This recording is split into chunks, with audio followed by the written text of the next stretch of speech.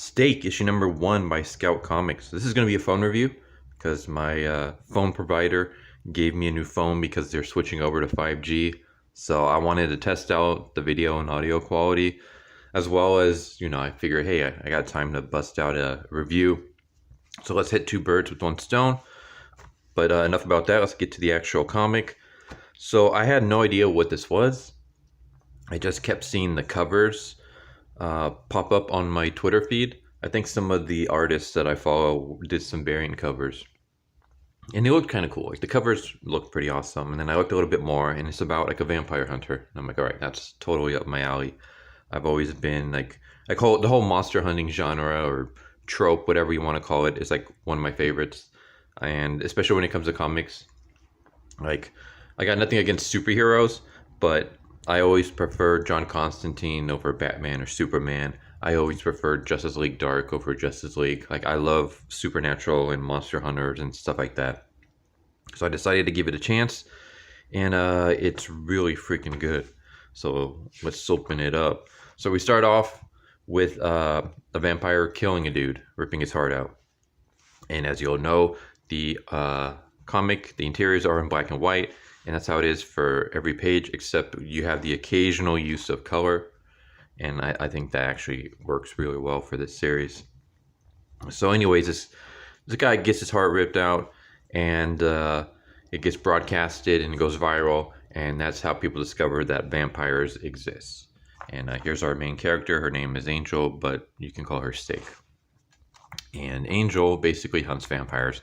And she also has a social media site or channel that she uses to broadcast her hunting. So that's how we get most of our information. Most of our information is told from Angel talking into the camera to her audience, but her audience is us, the readers as well. So I thought that was a clever way of dumping like exposition on us without making it seem like exposition. So yeah, her story is basically she has is it adopted sister?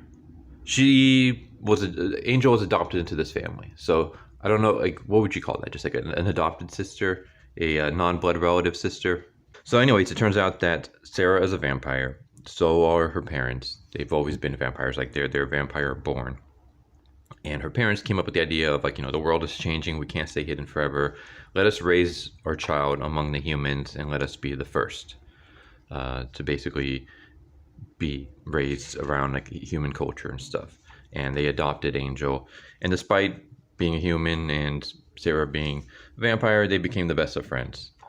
But then something happened to Sarah, and by this dude, who basically, he's the one that kind of started the whole revealing of the vampires. He did something to Sarah. Now Angel is on a quest to kill that dude.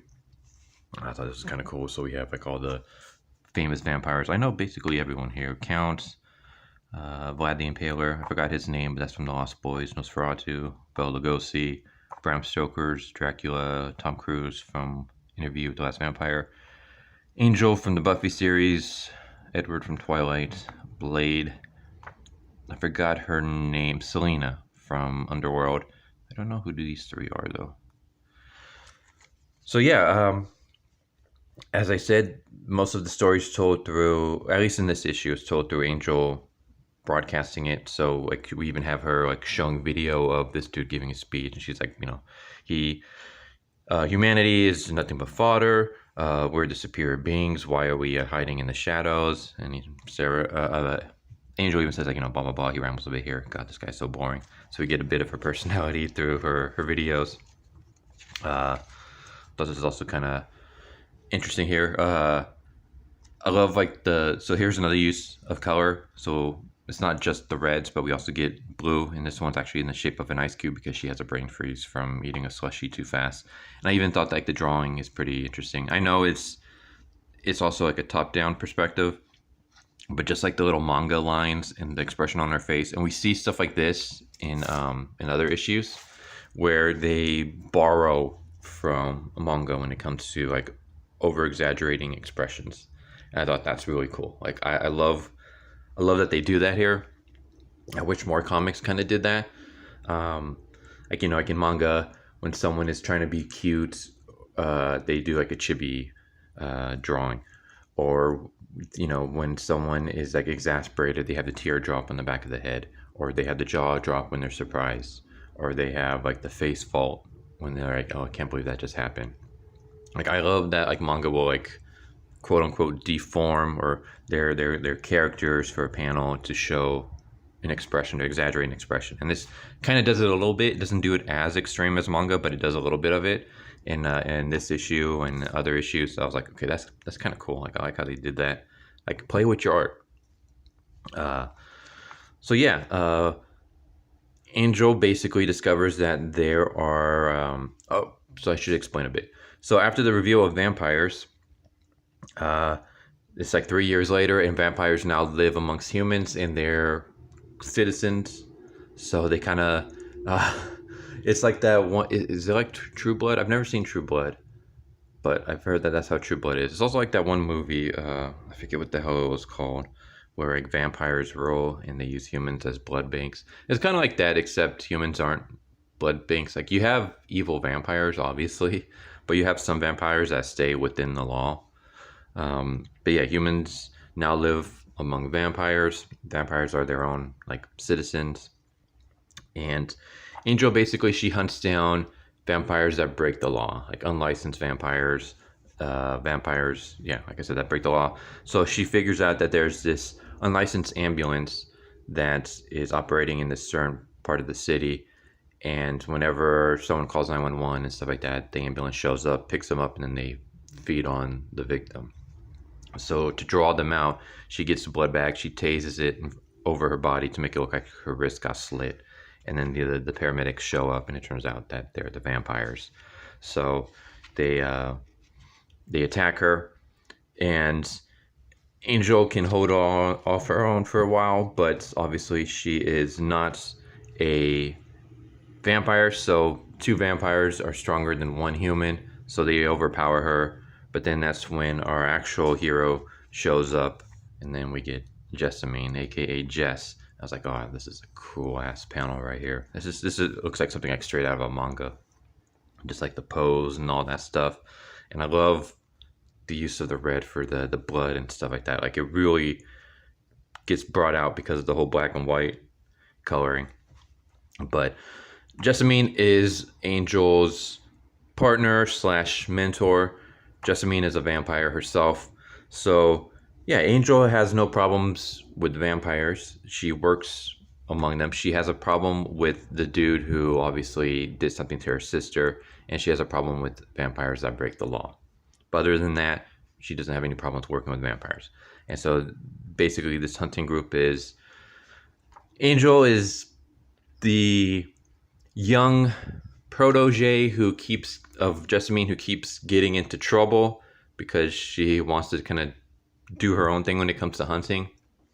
And Jessamy is like the stoic badass who kind of gets dragged into all of Angel's shenanigans.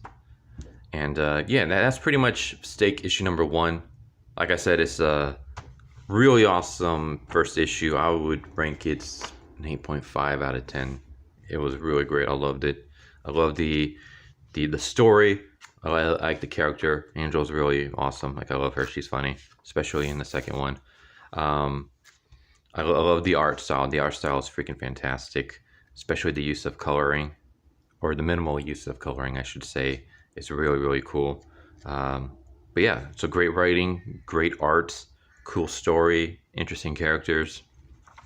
There's the team right there. So yeah, I recommend it.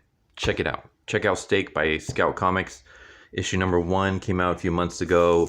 Issue number 4 came out this past Wednesday or the Wednesday before. This one came out recently. But we're at 4 issues right now, and so far, I mean, I've only really read the first 2. I got the 3rd one because I usually like to give a new series 3 issues to grab my attention, but this one was so awesome, and these 2 issues were so great that I already picked up the 4th one. But yeah, it's a fantastic issue. I loved it. Go check it out. Anyways, I hope you guys enjoyed. I gotta see like what else Scout Comics does. Did they have They don't have a backlog. In this issue, they have like other series that they do. If I've never heard of Scout Comics before I picked up Stake. So if anyone else out there reads Scout Comics, is there anything else you guys recommend by them? Because if they have other series that's as good quality as this, I definitely want to check them out. Because like I said, like I freaking love this issue. This is going up on the list of one of my favorite ongoing series at the moment. It was that good. But yeah, if you guys have any recommendations, not just from Scout Comics, but for anything, comics, manga, let me know. Anyways, I hope you guys enjoyed. I hope you guys don't mind the phone review. And yeah, hope to see you guys next time. Later. So what'd you guys think of that video? I hope you guys enjoyed. If you guys haven't already, please subscribe, hit that bell for notification, leave a like if you enjoyed the video. And if you didn't enjoy the video, thank you for watching it this far, and I hope the next video is more to your liking. Feel free to check out the playlist that you guys see, and I hope to see you guys next time. Later.